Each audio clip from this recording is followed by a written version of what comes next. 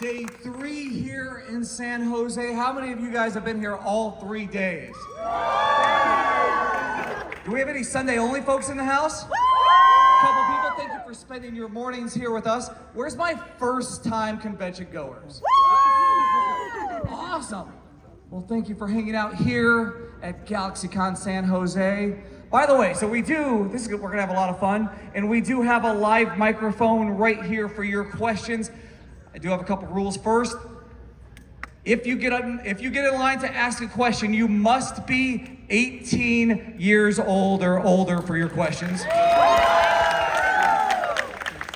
The second is, I know as soon as somebody starts lining up, there's gonna be a lot of you. We wanna get through that line as quickly as possible, if possible. So please, no 2, 3, 4, 8-part questions. Find your one best question and ask that so we can get through as many people as possible. Rule number 3, no requests. No, can you say this line as this particular character? Trust me when I say I don't know what's gonna come out of these microphones, but please, no request. And rule number 4 is really the most important.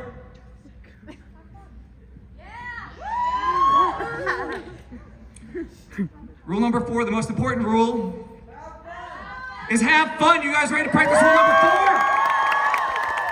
All right, GalaxyCon San Jose, make some noise and help me welcome first, Blake Roman.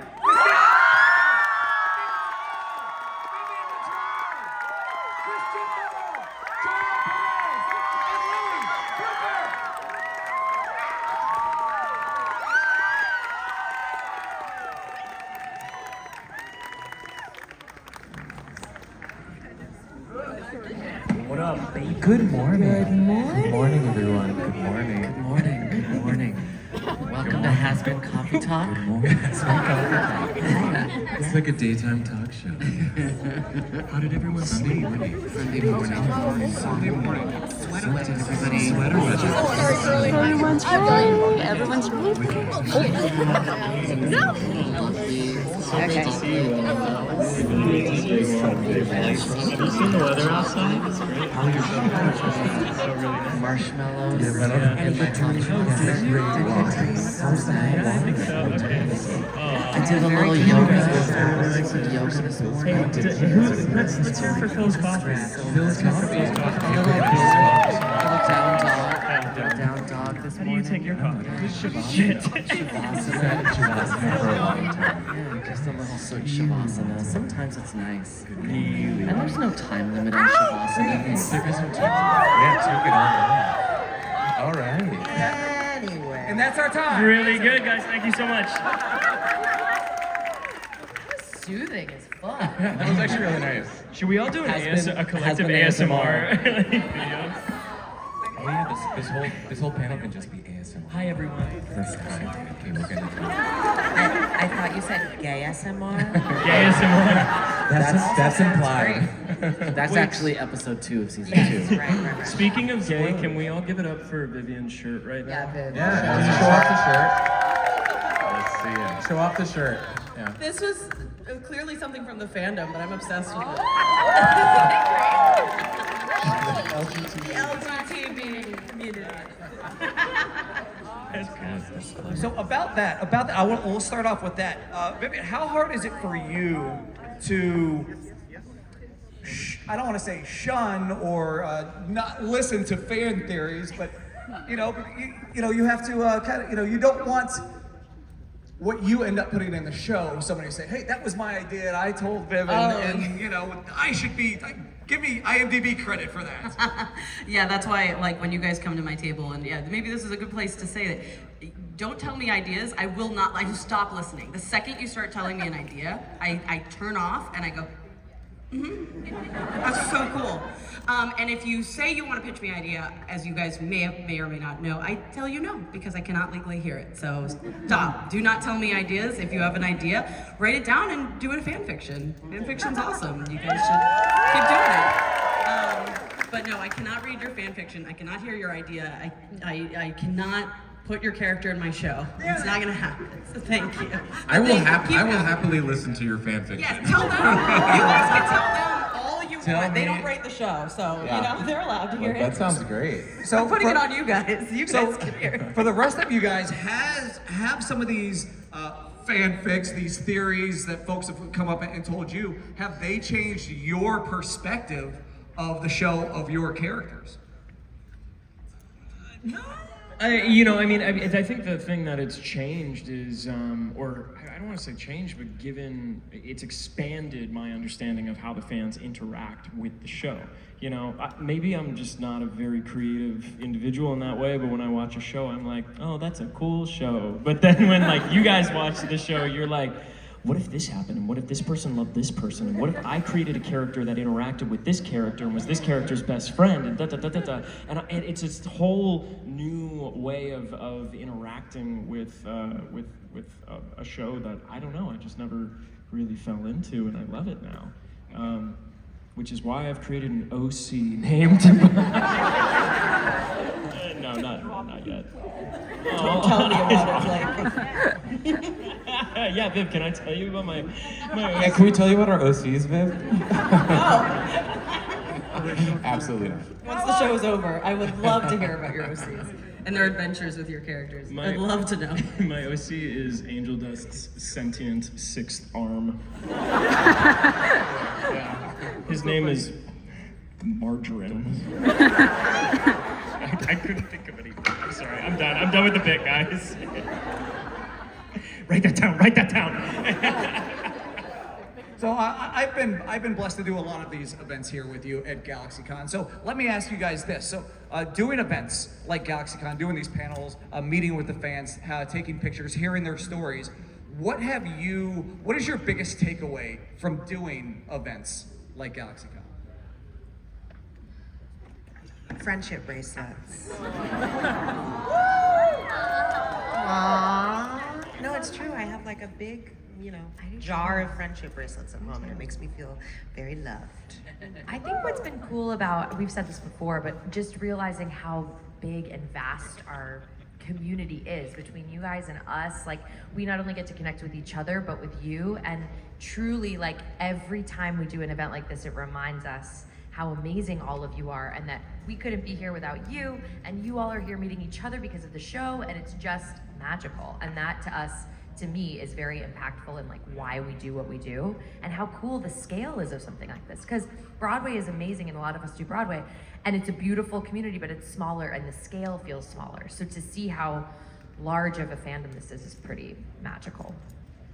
It's very much shown me like how much art can change people's lives. You know, I mean, I know my life has been changed by being a part of the show, but being able to come out and see the way that you guys take it and run with it, and the relationships that you are able to form because of loving this show is awesome. And you guys are so talented. The art that I get, when you guys show me, and it's just unbelievable to me. I can't believe how talented this group of people is, and how like your imaginations are so cool. Like, I feel in a lot of ways, I'm like, you guys are better than me. like I just am like enamored by you guys. My biggest takeaway is what a hunger there is for this. Do you know what I mean? Like, for a show that's original, for a show that's queer, for a show that's a musical. Yeah, I'm saying some serious shit wearing a shark onesie. What? No, but I think it's self-evident in the passion for it that like shit like this is great. Like, don't note something to death. Don't focus group a show to death. Don't put a show into AI and say, what will be the successful show? No, trust someone who's fucking original, who has a great idea, and give them space to create their idea, and people will fucking love it. And that's my takeaway.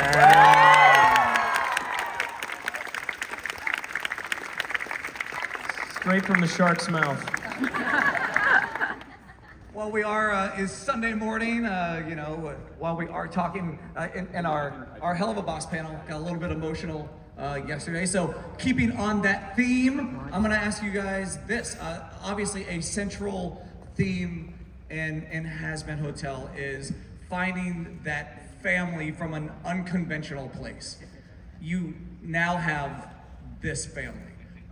I mean, what does that mean to you? This, where you found this family in an unconventional space? Sunday morning, everyone.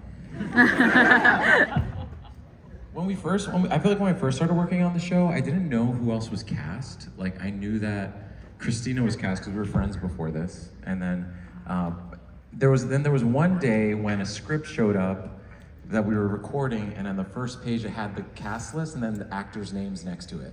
And I was like, remember that. That was cool. I was like, oh my God, Christian Borle's in this? Like, Jessica Vosk, Daphne Rubin Vega, like, as a theater person, these are people that I like admire and was like craving to work with at some point, and to have, you know, I've been such a fan of their work, and so to be a part of it, and to now, like, a thing that's nice about doing the conventions is that we get to actually spend time together and have like fellowship together, which usually happens in theater where you're like in a show and you hang out all the time and you're doing the show 8 times a week and you create a family, create a community. So it's nice to be like, wow, now I'm in the same show as these people that I've admired for so long. So it's pretty special.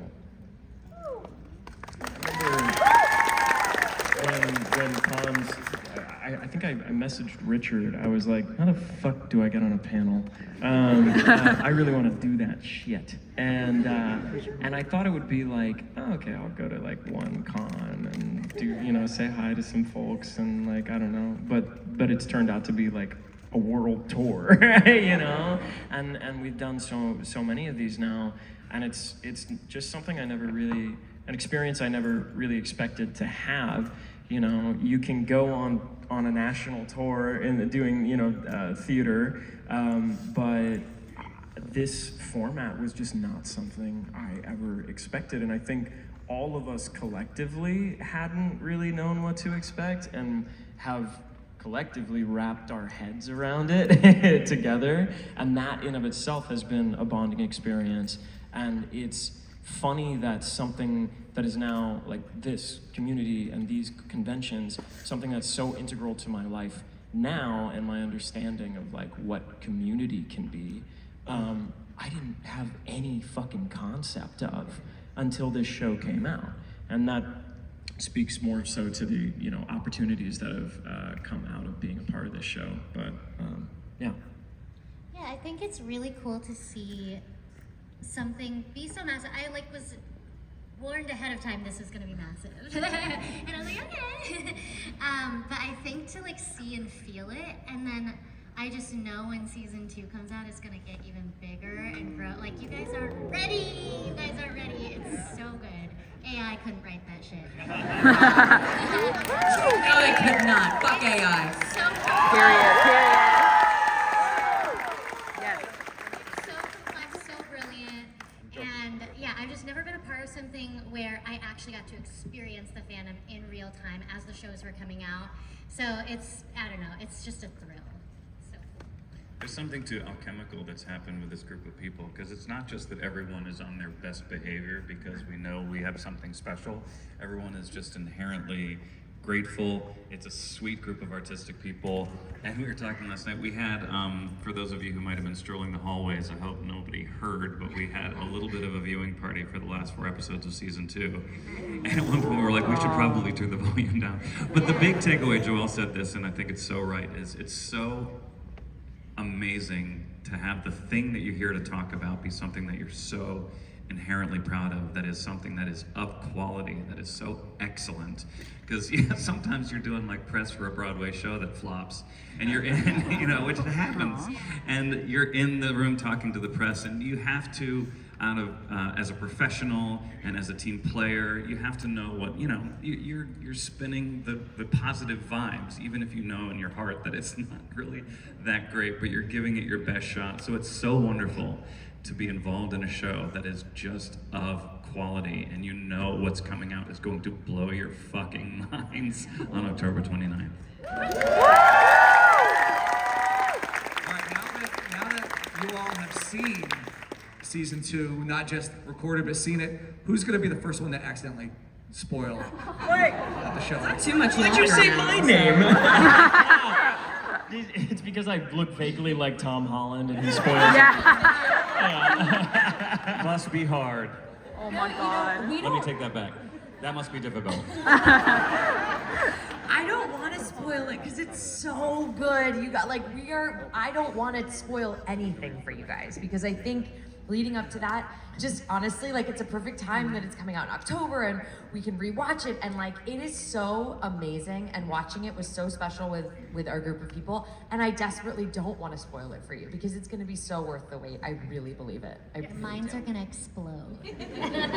Milo, the answer is Viv. Yeah, no, actually, you're correct. I feel like, especially as we get closer, I feel more. I mean, and Amazon, don't worry, I'm not spoiling the show when you see this. But like, you know, in general, like I feel like I get looser because I'm like, it's not that far away. Like, you know, like, yeah, you might see this character, yeah, maybe gets a song. I don't know, but you know, it's like I feel like I'm still pretty good at like keeping it under wraps. But I do think I'm. Last night or the other night at dinner. Yeah. Oh yeah. So yeah, it's one of those things where, yeah, I feel like, because I will say the biggest challenge for me, because obviously I'm writing and directing and I'm seeing the visuals come, and for me it's always the radio play is amazing because it's like I'm hearing it all together, so I'm like, oh my god, this is gonna be great, the performances are great, but then the boards are the stage where I know what the visual is gonna look like, and I'm like, fuck, this is, I can't, like, you know what I mean? Like and we're on the boards for a year. So I have a year of like knowing what it's gonna look like and having to wait to, you know, so I've learned patience for the most part, but as we get this close to a release, that patience bubble starts to gurgle, I guess. Are we allowed to say that some of the visuals are jaw-dropping? Yes, you can. Okay. Some of the visuals are jaw-dropping. Like, I'm a huge animation fan, and there are things in this that that boggle my mind. It is so kick-ass. Bravo. Thank you. No, I can't take credit for that. Our team did so well this season. Like, I'm genuinely so, like, huge shout out to every outsourced studio, every artist who worked on the show. Obviously, Spindle Horse, my studio, did a lot of like what we call the money shots, and they're phenomenal. Like, they're some of the most gorgeous, cool animation to come out of our studio. I'm so very, very proud and excited for you guys to see it. So. If you guys, I know you want to see it like as soon as it drops, and so you're gonna like pull it up on your phone. If you can, wait till you have a bigger screen to watch it on. Like if you have a screen, like a TV at your home that you can watch it on, great. Like a laptop, okay. But like the bigger the better, because some of it, y'all, whew. Yeah, I mean, the one scale grows in the Yes. season visually, so. One thing that season one I was like blown away by is just how much you guys fit into one fucking frame, you know? And that's why it's so rewatchable, is because I'm catching things on the fourth watch through that I didn't catch before. And season two is like 3 times that, you know? Like, and it's beautiful. It's really all great. the little dicks. All the little dicks everywhere. So many dicks, guys. So honestly, not enough. Dicks. Not enough dicks. There could be more. There could be more. There could be more, actually. There could be more. Season 3. So some of you have already mentioned, Broadway musicals, things like that. So let me ask you, what was the musical, what was the theater performance that got you all interested and said, this is what I want to do? I used to be I used to work at a movie theater in high school. That was my job. I was like a concession attendant. So I was scooping popcorn at Showcase Cinemas in Massachusetts. And there was this older, one of my coworkers, his name was Paul, and he was like this older gay gentleman that I think kind of recognized that I was kind of gay too. But I was like not out at all. Like I was very Christian and like didn't come out. But I think he was like, you sing. You like musicals? And I was like, I don't know, what are musicals? So then he started giving me like DVDs and VHSs. He had this like huge collection of classic movies, and he would give me like classic DVDs and VHSs of musicals. And the first one he gave me was Sweeney Todd. It was the VHS of the George Hearn, Oh, okay, I was gonna say the Angela Tim Burton. Lansbury, Sweeney Todd, and I put that VHS in my TV, and I was just like, what the fuck is this? And so we got into this routine of like, he would send me, he would give me a musical to watch, and then when we would be at work, we would talk about it. And it was like such a sweet, he was like a gay elder. It was just like, I was like, I know you're gay, but you'll come out later, you know? Paul, sweet Paul. The best kind of grooming is musical grooming. Put that in a t-shirt. And smoke it. I had a sweet music teacher in 6th grade named Mr. Dahlem, and he, in music class, would put on records of musicals, and he would give us a one-sheet quiz. So we'd listen to songs, and like at the end of Oklahoma, like number 9 would be like, what are they doing here? And it was when they spelled out O-K-L-A-H-O-M-A, and so he would have these quizzes. And so we were introduced to a lot of albums that way, and then he showed us Sweeney Todd. And I remember very specifically being in Tom Kang's family room, and we had the tape, and we put it in, and the lights were low, and being genuinely scared at a slumber party of Sweeney Todd and thinking, well, this is it. It was Sweeney Todd all the way. George Strait, Angel Lansbury. I remember I was in musicals.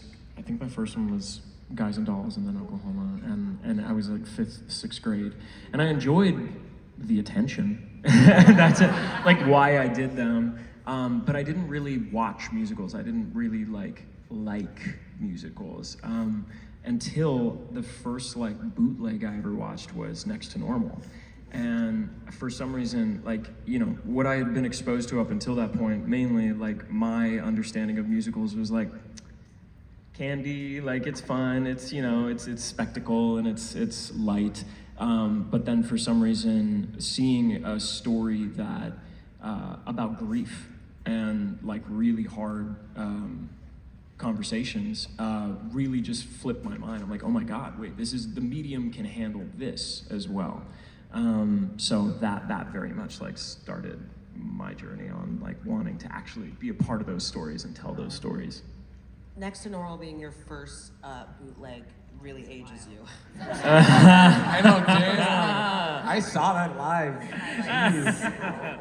I feel. My dad is an actor, and he's been in a ton of Broadway shows, and so I kind of grew up backstage, and one of my first very vivid memory of theater is being backstage at my dad's shows, and my dad was in a show called The Life, and he played a pimp, and it was all about, you know, pimps and sex workers and drug dealers on 42nd Street in New York in the 80s, and I was 7 years old, and 7? it was very appropriate for a little 7-year-old to be like running around backstage, but I was like, I love Broadway, and I was just backstage like looking at all these like gorgeous women in the fishnets and like ripped, you know, tank tops.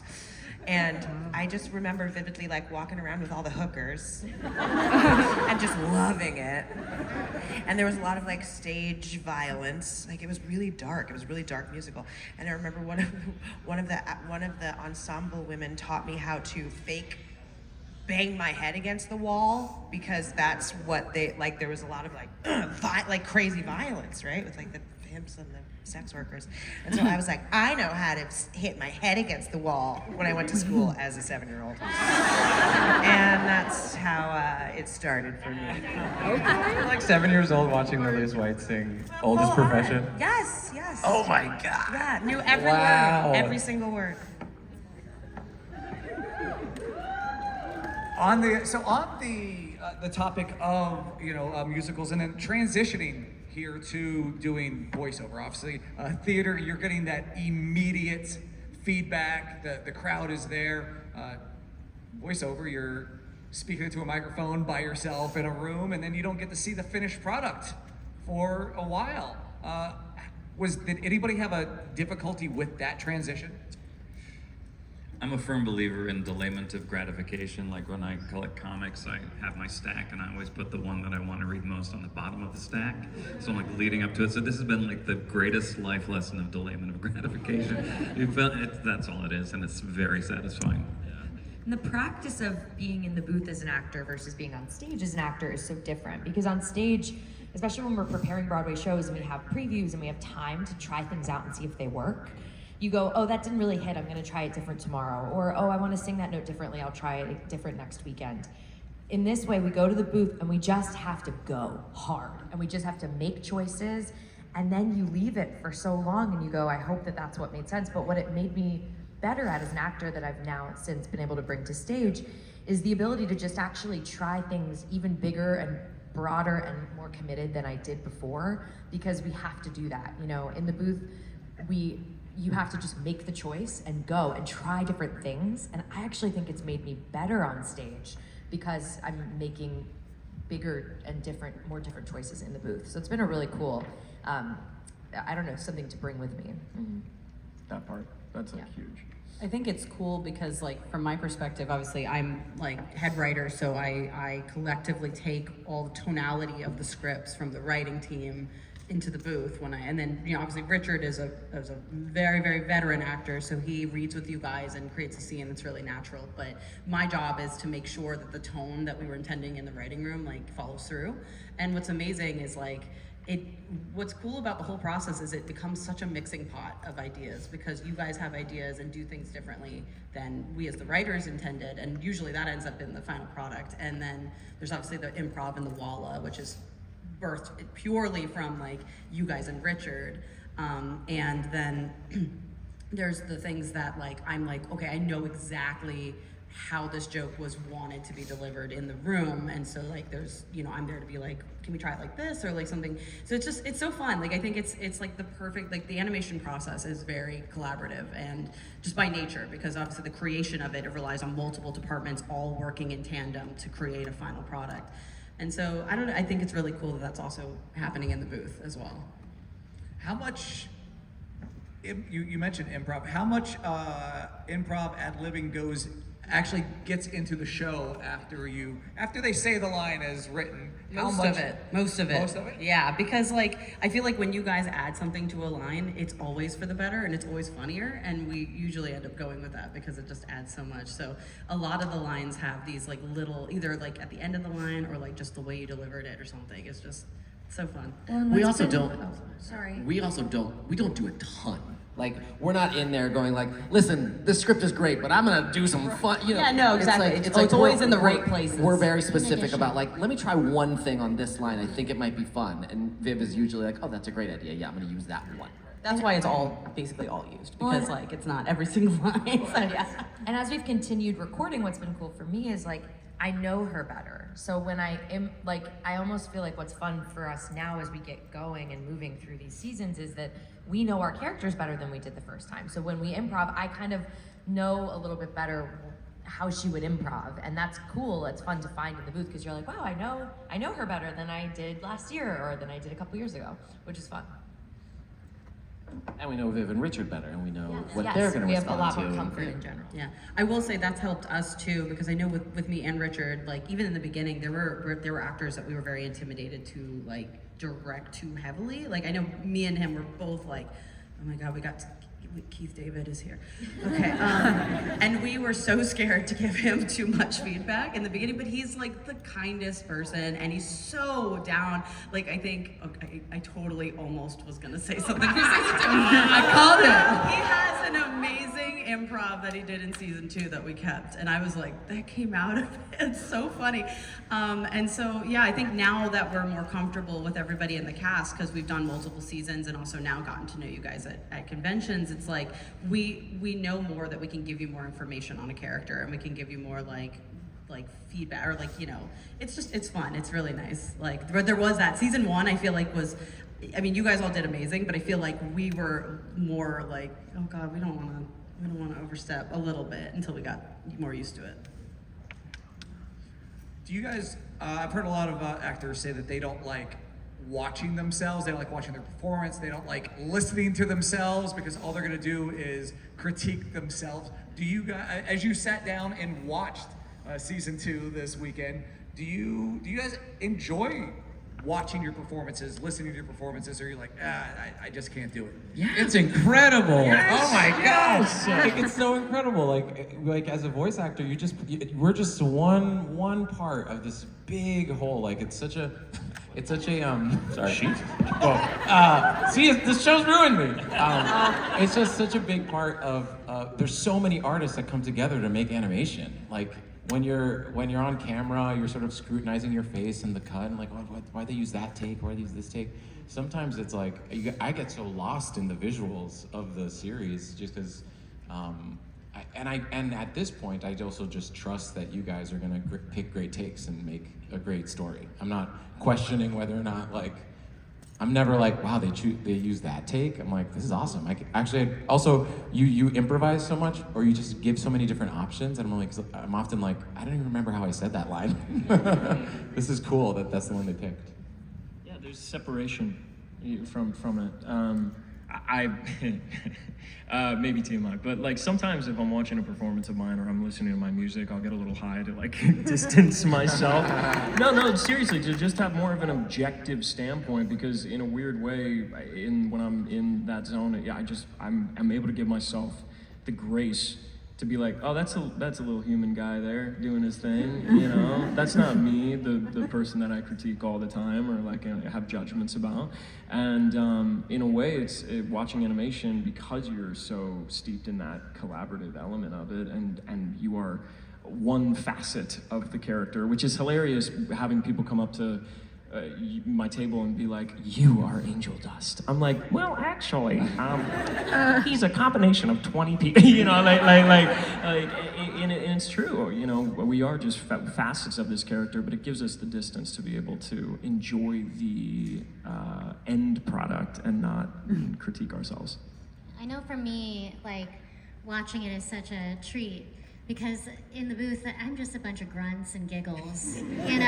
And so to see like how you brought my character to life based off of that, and like all these ridiculous one-liners is just so fun. I don't know, like, and yeah, I mean, you bring like yourself to it, but then they elevate it times 100. And so watching animation is always like, you know that your performance is going to be like, if maybe you miss the mark on that day, sometimes I do, you know, I know that the animators will know how to like emote the thing, or, you know, like the eyes are incredible. Yeah. It's not just fun, it's also really educational to see yourself as part of this larger body, and you understand where you fit in, and I think that watching the seasons is going to make me better in you know, future jobs. Do you know what I mean? And sort of understanding what all goes into it improves, you know, what you do. It is funny how we get like so much credit for this, you know what I mean? Like, we're up here, but like, I can't believe how much work goes into it after we leave. You know, it is like, we do this much compared to like what years. Yeah, it's like the animation process, especially for a show like this. So this show is hand drawn, so it's like frame by frame animation, which is the hard. Well, I mean, I'm not going to start a war with 3D people, but you know, in my opinion, it's a disciplined skill, and it's a hard skill, and it's a tedious skill, and it's a thankless skill, because hundreds of animators work on a single episode, and you know, they're all in the credits, but nobody knows them, you know, and they post their work afterward. And I'm so thankful also that this fandom is so embracing of the artists who work on the show, which is amazing, because really it's a testament to them. Like, it's in their hands for so long, and it's in, like, obviously the backgrounds all are individually designed, and there's an entire department for that. There's an entire department for design and for props and for like the things that you wouldn't think about, because in animation, every single thing has to be designed and thought through and created. And the kinds of problems we have are like such weird ones, like when there's a shot where the camera rotates around a character, everyone's like, oh god. Like, there's a couple of those in the season, and it's like, so because one animator has to do this entire rotational shot hand-drawn with all these other moving elements, and then there's the background team has to create like a 3D element so that they can move the camera around and match the character, and then like, it's just so much work. And then the compositing team, which are also unsung heroes, who make everything look gorgeous. They have the glows, they have the details. They go in and they're like, okay, we have all the pieces, we have the 3D camera move, and we have the character animation and the cleanup with all the color. So now we're gonna go and add the glows and like add shading, and some of the shots, like the comp team added shading as the characters rotate, and it's like insane. And like the technical skill that goes into animation, and specifically this show, because we try to make it look so cinematic, is incredible. And so that's why it takes so long, but it's so worth it in the end, and I'm so proud of what everyone does. Can you talk a little bit about the sound and the sound effects? Because when watching it anew, as a Looney Tunes fan from way back, there's so much underscoring and there's so many sound effects that match characters' movements. It's so full and rich. Absolutely. I mean, what's so cool, I mean, again, it's just a testament to the process, because we have like an animatic, and then the score composer starts the animatic. So it's not the full visual yet, but what's cool about our score composers for both seasons, it was Gooseworks season 1, and who you guys might know from Digital Circus. It was season 2, it's this amazing composer named Brian Sadler. He'd take the animatic and do the initial score to the visual, but it's not the precise visual until it's animated. And so then we'll update him with the first take, which is where the animation is in place. And so that's when he updates it, and he added all these, like you said, Looney Tunes is perfect because I love Looney Tunes, and also like classic Disney would do that too. Yeah. Like there's a really, like the scene where Simba is running away from the wildebeest is one of the most gorgeous pieces of score from Hans Zimmer, and it's like these little intricacies of like the music like crescendoing with the visual, and it's like I'm so inspired by that. So he does things like that where he like plays with the music cues based on the beats of the animation. And then obviously sound is the final stage, so they take the score, they kind of combine it with sound effects, and yeah, the first sound effects pass is wild. It's like so full of sounds, it's like so Looney Tunesy, and so then we have to we watch it through and we cut it back and we go, all right, that one's a little too crazy, or like there's a couple bits where like they've added like a sound effect that's like too zany, and so I'll be like, can we try like a slide whistle? Like it's like too zany, but then we go for something else that's zany and it works better. And it's like, so we use a lot of slide whistles. We've started using a lot of duck sound effects, and like I love animal sound effects. I actually learned there's a show called Ed, Edd and Eddy that I grew up with. And they use almost exclusively animal sound effects in weird places where the characters will make a face and you'll hear like a donkey like oh yeah, and like I just love that. I think it's really funny. So we use a lot of animals, and yeah, it's sound design is such a cool thing too, because it brings everything together. And for me, I watch these episodes hundreds. I have to watch every single new version to approve, and so I've seen, I think individually each episode a minimum of 12 or 15 times. But then when it's all sound, like the sound mix, which is with the music and the sound effects, is like watching it for the first time. It's the craziest thing. Like I'll be so used to the visual and the jokes and the audio, and then seeing that, it's like, oh fuck, it's a show. When we were watching it through, it's so great. Didn't you pointed out, you were like, yeah, we had a reference song like in this part that sounded like crazy, but tried to, like you use like reference like songs to give, or scores to give like the vibe of what you eventually want it to sound like. Sometimes, Yeah. for Hell of a Boss we did, there was, but the board artist put it in. So sometimes we let the board artist pick a song, especially there's a fight scene or some kind of action sequence. Usually those are based on beats of, just I think for choreography and for everything. And so if we don't have that score, or obviously we don't have it, sometimes they'll pick a song and they'll put it in their board to board to that. And then when we do the final sound, we kind of, we can't use that song. So we have to create something based on those same kind of hits, and the same kind of beat. So cool. When we were watching the first grouping of episodes in Orlando, Sky was like mouthing along to all of the like lines and the songs, and it was funny because that was the first time that I think I really started to realize just how much fucking time you guys spend with this. Yes. Yeah, I was like, oh my god, you really know We this. hear it over and over and over to the point where yes, it's like memorized, and not even just the lines. It's like the way it's delivered. Yeah. And so some of them become vocal stems for us, and obviously I can't do any of those for season 2 yet. But like we have so many where just like that line comes out, we're like, like we just quote, like it's just a thing because we hear it so much, and especially if you're an animator. You could be working on one shot, and so you'll hear that same, just like someone's like, hi, like in a weird way, and you'll hear that over and over to the point, some people just say, it doesn't sound like a word anymore. It's just a sound.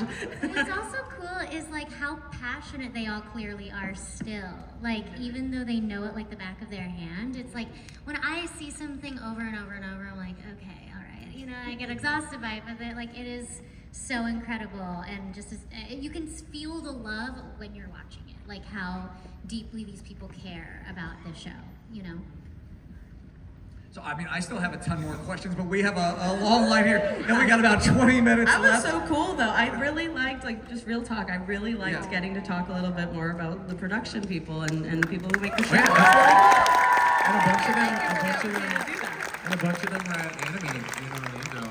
They got to have like a booth. Spindleforce had a booth. Yes, It that really was just cool. last week, and that was It was so really awesome. I don't know if anyone, because that was very far from here, but if anyone was there, I mean, this was going to be streamed or posted, so anyone who was there, thank you guys so much, because that meant so much to, because those are leads at my studio. They work. They're the ones that are working the rest of these years of making the show, and tirelessly and usually thanklessly. So I know that meant a lot to them. So thank you guys so much for going and giving them love. That was really Absolutely. Just like to make this, they're the one.